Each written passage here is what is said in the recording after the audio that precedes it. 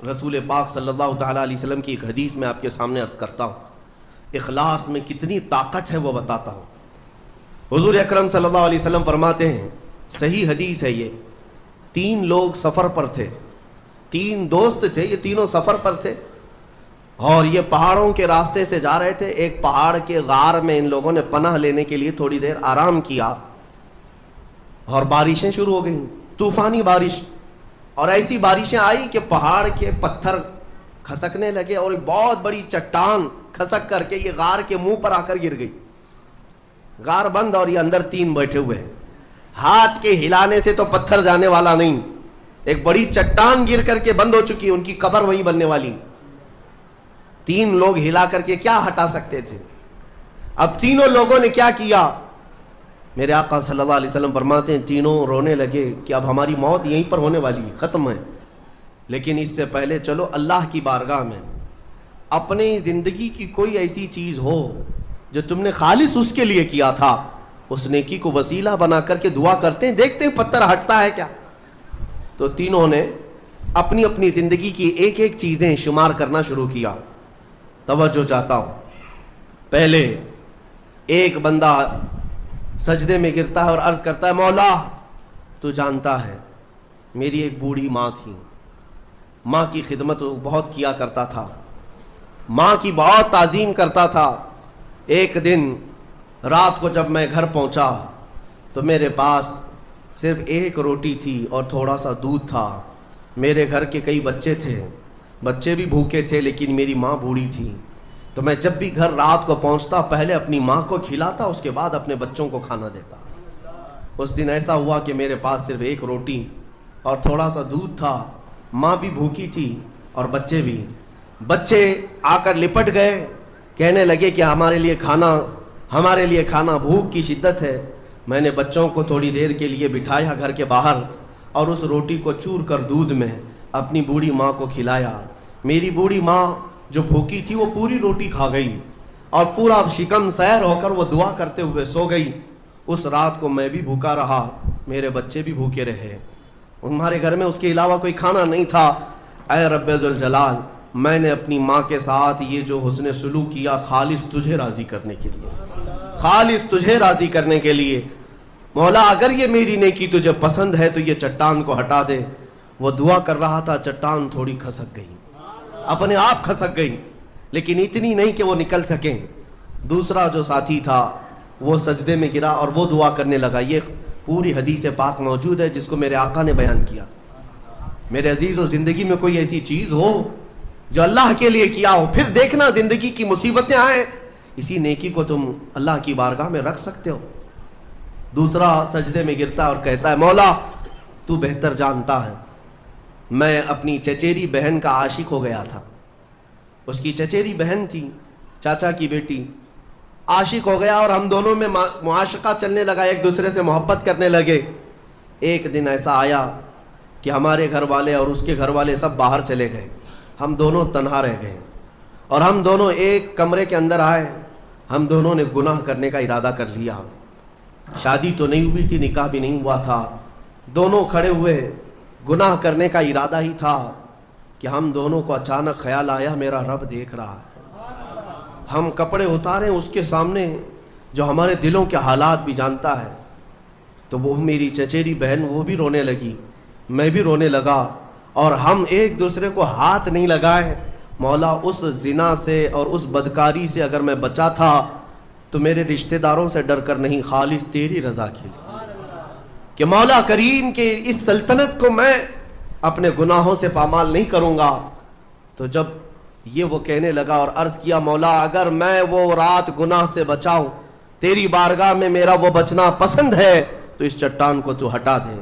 حدیث پاک میں چٹان اور کھسک گئی۔ تیسرا شخص تھا، وہ سجدے میں گرا اور کہنے لگا، اے رب ذوالجلال تو بہتر جانتا ہے میں ایک زمین اور جائیداد کا مالک تھا، میرے پاس کئی مزدور کام کیا کرتے تھے، اور ایک مرتبہ ایسا ہوا کہ میں مہینہ ختم ہوتے ہی سارے مزدوروں کو ان کی تنخواہ دے دیا کرتا۔ ایک مزدور ایسا ہے جو اپنی تنخواہ لیے بغیر چلا گیا، ایک مزدور تنخواہ لیے بغیر چلا گیا۔ اور اس کی تنخواہ میں نے سنبھال کر رکھی اور اس سے ایک بکری خرید لیا. میاں لوگ تو کسی کی سیلری ہو دبا کر کے کھا جائیں گے, اور یہ حدیث پاک میں جس کے لیے کہا جا رہا ہے وہ بندہ کہتا ہے میں اس کی پوری تنخواہ سے ایک بکری خرید لیا, بکری کو پالنے لگا, وہ مزدور آیا نہیں, وہ مزدور چلا گیا, مہینوں چلا گیا, بکری کو میں پالتا رہا, بکری نے بچے دی, بچوں کے بچے ہوئے, بچوں کے بچے ہوئے. اے رب ذوالجلال تو نے اتنی برکت دی کہ اس ایک بکری سے ایک پورا میدان کئی ہزار بکریاں بھر گئی, کئی ہزار بکریاں کئی سالوں کے اندر. وہ ان بکریوں میں نہ کسی کو بیچتا تھا نہ کسی کو ذبح کرتا تھا, سب بکریاں رکھا. کئی سالوں کے بعد اچانک وہ مزدور واپس آیا اور اس نے آ کر مجھ سے کہا کہ مالک میں آپ کے ہاں خدمت کرتا تھا, آپ کو یاد ہے کچھ سالوں پہلے میں نے اپنی تنخواہ چھوڑ دی تھی, ایک مہینے کی تنخواہ نہیں لیا تھا. تو میں نے اس سے کہا کہ ہاں مجھے اچھی طرح سے یاد ہے, اور اس کا ہاتھ پکڑ کر کے ان بکریوں کے ریوڑ کے پاس لے گیا اور کہا یہ تیری تنخواہ ہے, یہ پوری تیری تنخواہ ہے. اس نے کہا میرے ساتھ کیا مذاق کر رہے ہو مالک, میری تنخواہ اتنی ہے کہ اس زمانے میں ایک بکری بھی نہیں آ سکتی. اس نے کہا ہاں بالکل تو صحیح کہہ رہا ہے, لیکن اس زمانے میں ایک بکری خرید لی میں نے, اور اسی بکری سے اللہ نے اتنی برکت دی, اس میں میرا ایک بھی حصہ نہیں. تیری ان بکریوں کا دودھ تک میں نے نہیں پیا, صرف اور صرف تیرے انتظار میں, اور یہ ساری بکریاں تو لے جا. اور وہ مزدور خوشی خوشی اپنے پورے ریوڑ کو, آج کے زمانے کے وہ کئی لاکھوں کی بکریاں ہوں گی, وہ مزدور لے گیا. اب یہ بندہ کہتا ہے اے رب ذوالجلال میں نے یہ امانت اگر سنبھالی تھی تو خالص تیری رضا کے لیے, مولا صرف تجھے راضی کرنے کے لیے, ورنہ پیسے کھا جاتا تو کون کیا کر لیتا, وہ مزدور کون سا وصول کر لیتا. کہتا نہیں مجھے یاد نہیں, اب میں پہچانتا بھی نہیں. نہیں مولا میں نے تیری رضا کے لیے کام کیا, اگر تجھے یہ پسند ہے تو یہ چٹان ہٹا دے. حدیث پاک میں ہے اس نے جیسی یہ دعا کیا پوری چٹان ہٹ گئی, پوری چٹان کھسک کر ختم ہو گئی, ان کا راستہ صاف ہوا. پتہ یہ چلا حدیث پاک کا یہ مفہوم ہے. میرے عزیزوں میں اب آپ کے سامنے عرض کرتا ہوں, ایسی بڑی بڑی چٹانیں آج بھی ہم پر گر رہی ہیں, مصیبتوں کی چٹانیں, ظلم کی چٹانیں, لوگوں کے تان و تشنی اور لوگوں کی گالی گلوچ کی چٹانیں. ان چٹانوں کو کھسکانے کے لیے تمہارے پاس اخلاص والی کوئی نیکی موجود ہے. رب تبارک و تعالیٰ کی بارگاہ میں کبھی یوں عرض کرتے کہ مولا میں نے خالصتاً ایک رات تیرے لیے کھڑے ہو کر پکارا تھا جب سب لوگ سو رہے تھے, میں صرف تجھے راضی کرنے کے لیے عبادت کیا. مولا اگر تو راضی ہے تو ان فلسطین کے بچوں پر رحم کرتے. ہمارے پاس ایسی کوئی چیز ہے جو ہم عرض کر سکیں. آج دعائیں کہاں نہیں ہو رہی ہیں, دعائیں سب جگہ ہو رہی ہیں, اجتماعی دعائیں ہو رہی ہیں, ہر خطبے میں, ہر نماز میں, ہر جگہ دعائیں ہوتی ہیں. لیکن میرے عزیزوں شاید وہ اخلاص سے خالی ہو گئے ہیں. ایک بات یاد رکھنا, حرام لقمے پیٹ میں پڑے ہوں, حرام کمائی گھر میں پڑی ہو, تو حدیث پاک میں اس کی کوئی دعا آسمان تک نہیں جاتی, کوئی دعا آسمان تک نہیں جاتی. اور ان تمام چیزوں کی طرف کبھی خیال بھی نہ کرنا, اور پھر یہ کہنا کہ ہماری دعائیں کیوں نہیں قبول ہوتی, اخلاص نہیں ہوتا. یا تو پھر دعا تو کرتے ہیں, کمائی بھی صاف ہے, حلال ہے, لیکن دعا کرنے کے وقت ایسا لگتا ہے جیسے کوئی ڈیوٹی ادا کر رہے ہیں, جلدی سے بھاگنا ہے.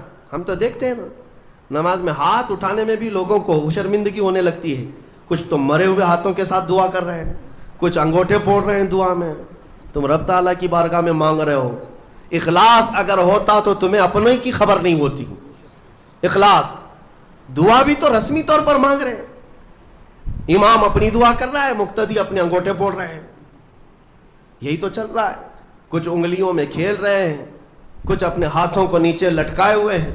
میرے آقا صلی اللہ تعالیٰ علیہ وسلم جب دعا کرتے ہیں, صحابہ کہتے ہیں کبھی کبھار حضور روتے ہوئے اتنی بلند ہاتھ اٹھا لیتے کہ حضور کے بغلوں کی سفیدی نظر آتی تھی. خانہ کعبہ کے پاس حرم پاک میں کبھی حضور دعا کرتے ہیں. میرے عزیزو دعا ایک طرح سے بھیک مانگنا ہے, اور وہ بھی پروردگار عالم کی بارگاہ میں. اور تمہارے انداز دیکھے جاتے ہیں, تمہارا اخلاص بھی دیکھا جاتا ہے. مانگنے میں ہی تم سیریس نہیں ہو, صرف رٹی رٹائی ہوئی چیزیں بولے جا رہے ہو, یعنی کسی نے یاد کرا دیا بس وہی بولے جاؤ. تمہارا دل کب کہہ رہا ہے, دل کی حضوری کے ساتھ کب کہہ رہے ہو. کچھ چیزیں خاص ہیں, صغیرہ کبیرہ ہمارے معاف کر دے, اس کو پتہ ہی نہیں صغیرہ کون ہے کبیرہ کون ہے. یہ تو رٹی ہوئی چیزیں بولے جا رہے ہو نا. اے اللہ ہمارے صغیرہ کبیرہ معاف کر دے. کیا ہے صغیرہ کبیرہ؟ کچھ پتہ نہیں، مولوی صاحب نے سکھایا تھا. دل کا جب حضور نہیں، دل کا اخلاص نہ ہو تو پھر کیا چیز مانگ رہے ہو اللہ کی بارگاہ میں؟ اخلاص یہ سب سے بڑی طاقت ہے. اگر یہ نہیں ہے تو عبادتوں کی جان ہی نہیں ہے. عبادتوں کی جان ہی نہیں ہے. عبادتوں کی جان اخلاص